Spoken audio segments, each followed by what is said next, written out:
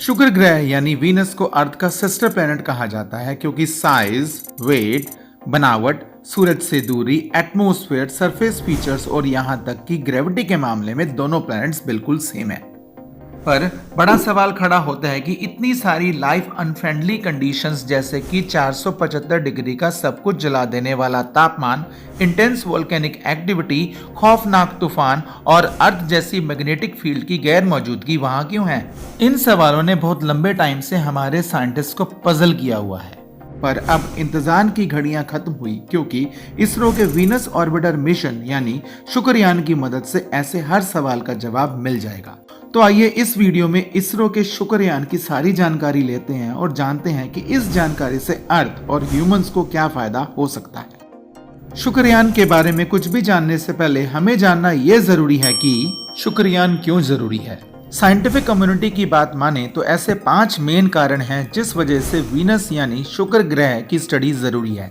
पहला, ऐसा करने से हमारे सोलर सिस्टम की इवोल्यूशन यानी कि इसके वजूद में आने का सारा प्रोसेस समझ आ जाएगा और जानने को मिलेगा कि कैसे एटमॉस्फेयर प्लैनेट का तैयार होता है। दूसरा, वीनस का एटमॉस्फेयर ज्यादातर कार्बन डाइऑक्साइड से बना है और इस गैस की ग्रीन हाउस प्रॉपर्टी के कारण वहां सरफेस टेम्परेचर 475 डिग्री सेल्सियस है। साइंटिस्ट को ऐसे माहौल में ग्रीन हाउस इफेक्ट को रोकने की जानकारी मिलेगी जिससे हम अर्थ पर ग्लोबल वार्मिंग जैसे मुद्दे को कंट्रोल कर सकेंगे।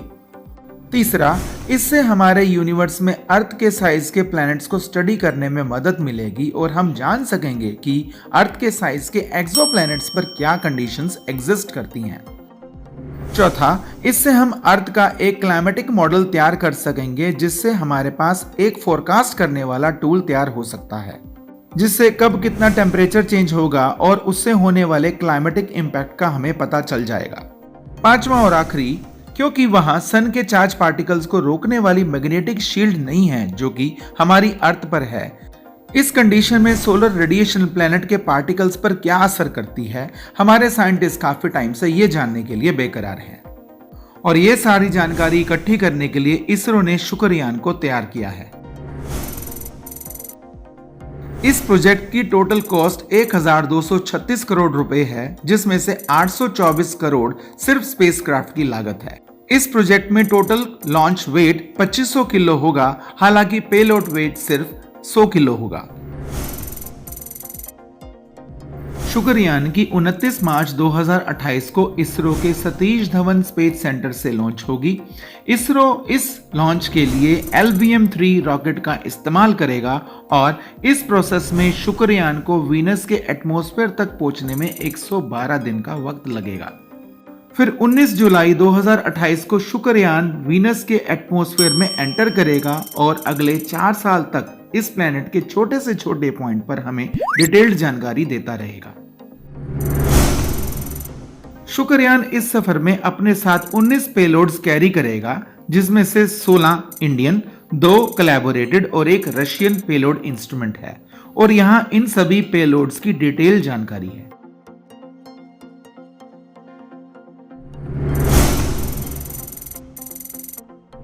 फ्रेंड्स, फिलहाल गगनयान की प्रायोरिटी के सामने शुक्रयान के 2031 तक टलने के चांसेस हैं। आपकी राय में वीनस पर इतनी अनफ्रेंडली कंडीशंस होने के बावजूद क्या मानवता अपने सिस्टर प्लैनेट पर कभी रह सकेगी? आपका इस क्वेश्चन पर क्या व्यू है? हमें अपना जवाब कमेंट बॉक्स में लिख कर भेजें।